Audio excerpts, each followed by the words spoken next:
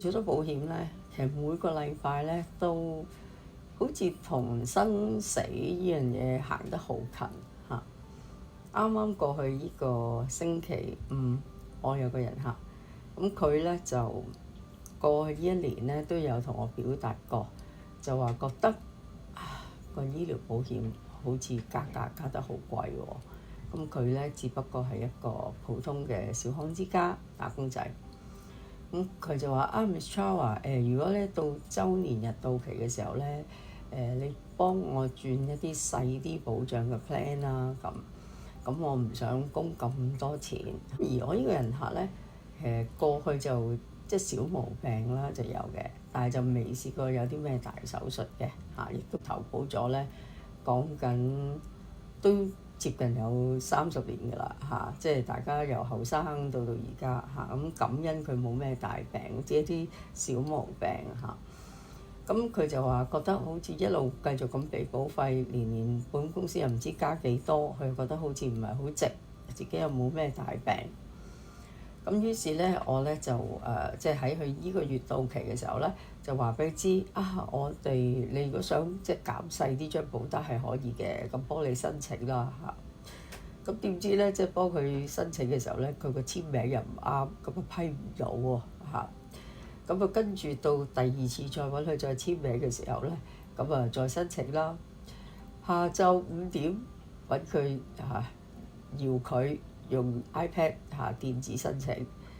夜晚黑11點咧佢就 WhatsApp 我。咁但係因為我夜晚11點我都真係瞓咗啦嚇，咁我第二朝早我就覆佢啦。第二朝早我問佢咩事啊？咁佢就話我聽咧，佢咧就已經入咗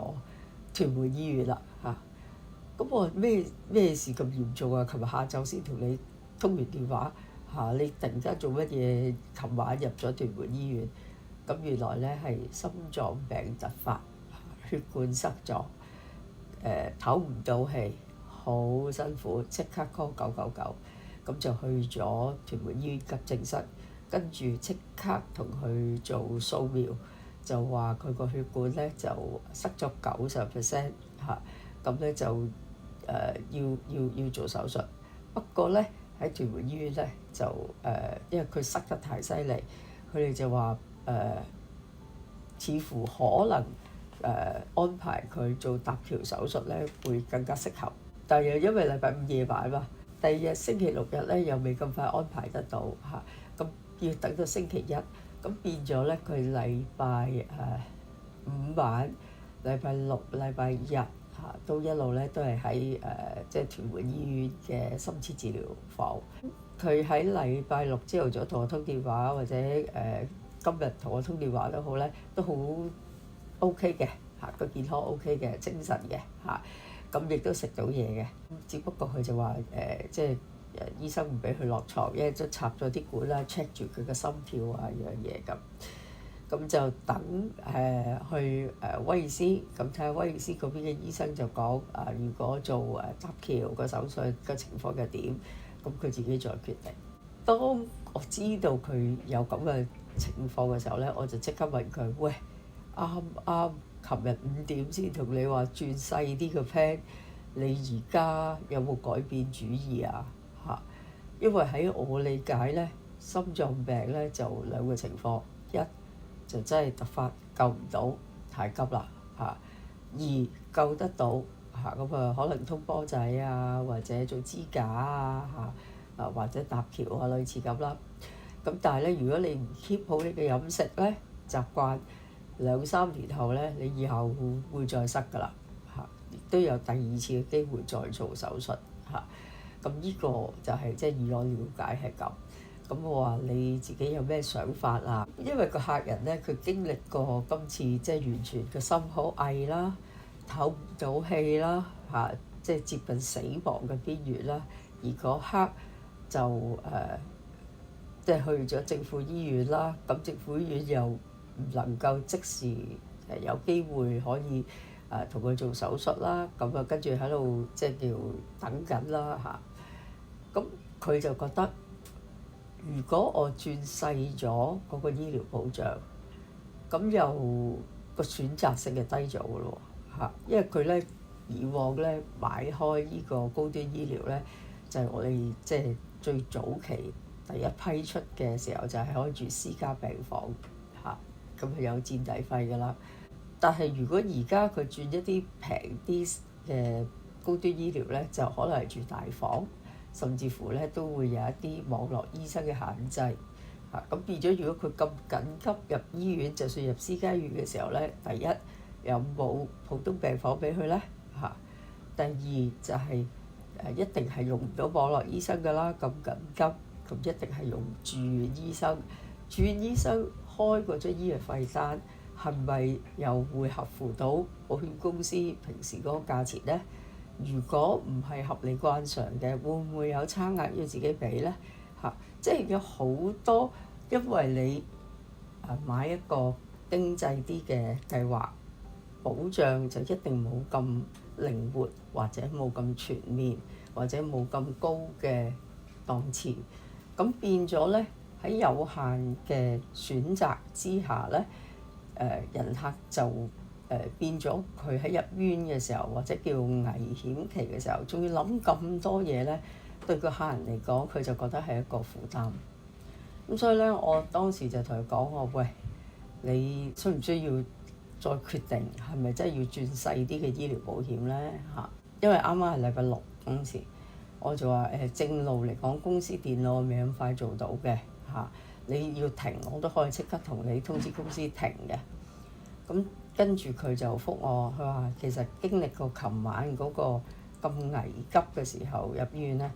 佢就卒之明白入政府同入私家真係有分別嘅佢就話都想，如果今次叫過咗一關啦，係嘛？咁唔好彩幾年後又要再通第二次，或者有機會第二次心臟病發嘅時候，佢都想自己多個選擇咁喺呢一個 case 裏邊呢，其實未來呢幾年究竟佢原本嘅高端醫療會加幾多價，大家都係仍然未知之數但係最大嘅分別係咩呢？就係原本個客人覺得，我一路都冇病㗎啦，咁多年都冇乜大事哇！一路你咁加我保費，我邊要供得起啊原先佢個想法係咁嘅，但係呢，就個天就咁得意，就啱啱安排佢去做轉 plan 嘅計劃嘅時候呢，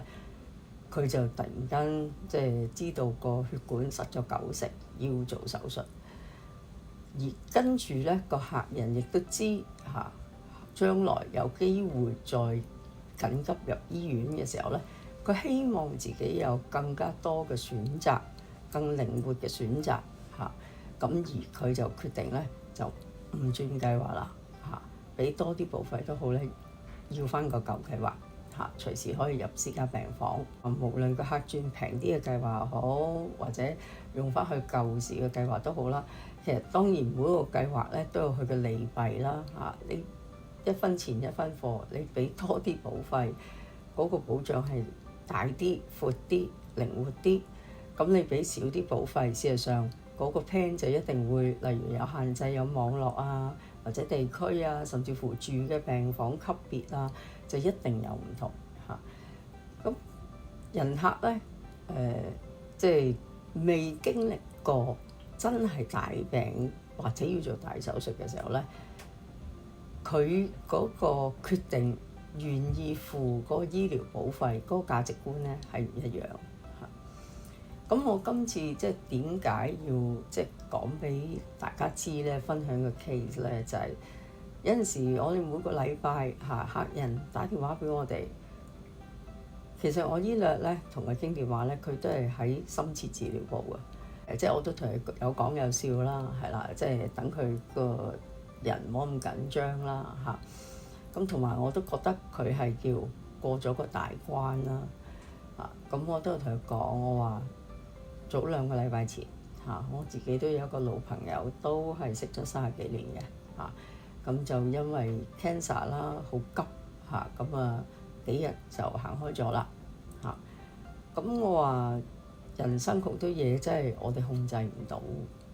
當我哋控制唔到嘅時候你話真係要行開就冇辦法啦，但係又未至於去行開嘅時候，咁我哋決定點樣去醫治，或者住咩嘅醫院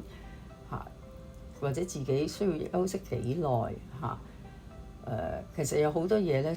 真係仲要諗嚇。不過如果我哋早啲有買保險咧，就好似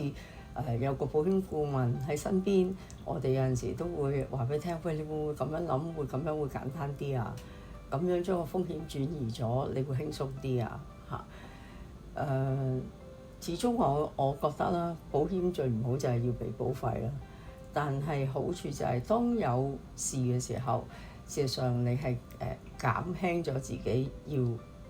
突發要攞一筆大錢出嚟嘅時候咧，即係呢一個考量咧係好影響你嘅治療個心情啦，同埋做唔做治療啦，其實影響好多嘢。有陣時我哋唔係講話買保險一定好，或者一定要買嚇。不過你話網上有好多 KOL，佢哋自己未經歷過大病，未經歷過做大手術嚇，或者死亡邊緣。有陣時好武斷就咁講啊，保險加咁多啊，唔好買啊！或者即係有其他嘅選擇啊嚇，即係有好多佢哋好單一角度就咁叫啲人唔好買啊，去嚇啲人要小心啊咁令到可能有好多投保人咧遲遲未決定，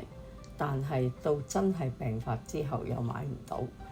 咁究竟由邊一個負責佢下半生咧嚇？即係今日咧，希望將呢個真實個案講俾大家聽嚇，希望大家對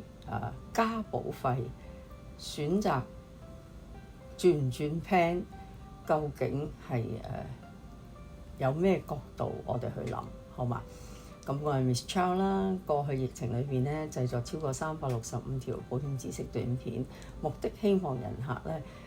感受到保險顧問嘅存在價值。如果你都認同嘅話咧，記得訂閱啦，同埋 forward 俾有需要嘅朋友。如果你話過去呢幾年咧做嘢做得唔係好開心，想試下新嘅環境，歡迎你 DM 我，大家飲杯咖啡，睇下會唔會你可以喺我哋嘅工作裏邊揾到我哋一樣嘅使命，就係可以幫客戶計劃未來，將安心開心帶俾每一個客戶。下次見。